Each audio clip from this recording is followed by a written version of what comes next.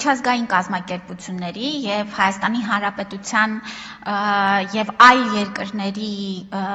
միջպետական պայմանագրերում շրջանակներում Հայաստանում գործող կազմակերպությունները այս օրենքի կարգավորման մեջ չեն մտնում և միջպետական պայմանագրերը համարվում են ավելի բարձր իրավաբանական ուժ ունեցող, այսինքն այս միջազգային կազմակերպությունները կարող են շարունակել գործել իրենց այսօր գործող իրավակարգավորումների շրջանակներում։ Սա ինչ վերաբերում է Հայաստանի Հանրապետության ռեզիդենտ հանդիսացող կազմակերպություններին և այնտեղ աշխատող քաղաքացիներին, ապա այո, նրանց վրա տարածվում է այս օրենսդրությունը և մենք բոլորս, անկախ նրանից այսօր ունենք մասնավոր ապահովագրական փաթեթ, թե չունենք, 2026 թվականից, եթե մեր աշխատավարձը 200,000 դրամից ավել է, պետք է ունենանք պետական բազային ապահովագրական փաթեթը։ Եվ սրա շրջանակներում է, ես նորից եմ կրկնում, որ մենք հնարավորություն ենք ունենալու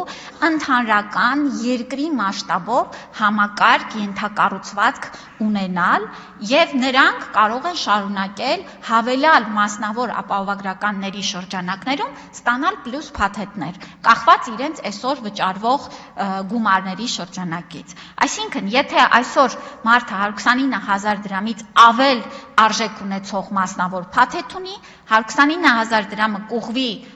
պետական բազային փաթեթին, հավելյալը կդառնա արդեն պլյուս փաթեթի շրջանակներում վճարվող գումարներ։ Վճարումները իրականացնելու է հարկային գործակալը, ինչպես այսօր մեր գործատուներն են իրականացնում մեր հարկային պարտավորությունների շրջանակներում վճարները, այնպես էլ այս ապահովագրավճարները գանձումը իրականացնելու են գործատուները հարկային գործակալները։ Անհատ ձեռներեցների պարագայում դա իրականացնելու են իրենք, ինչպես այսօր էլ իրականացում են մնացած հարկային պարտավորությունները։ Այո, ուրեմն զինապահ հիմնադրամի շրջանակներում, ինչպես այսօր մեր աշխատավարձից գանձվում է և ուղղվում է դեպի զինապահին, այդ տարբերությունը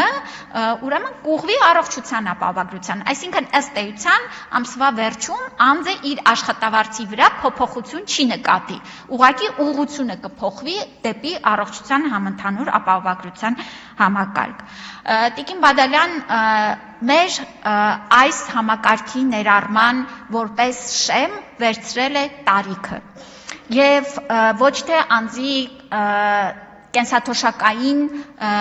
համակարգից օգտվելու կարգավիճակը և դա շատ պարզ պատճառ ունի։ Այո, մեր նպատակն է մեր բոլոր քաղաքացիների կարիքը հոգալ